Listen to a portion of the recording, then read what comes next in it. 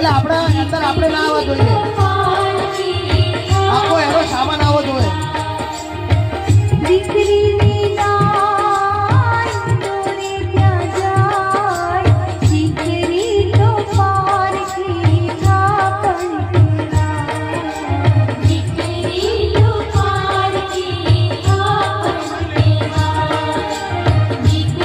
Photo પાડી ઉભા રહે ગીતા ગાતા ગીત ગાતા ગાતા આપણે મૂકવા આવશે. બહુ જ તમારો ટાઈમ ચેન્જ કરી દીધો છે. ગરમીની અંદર આપણે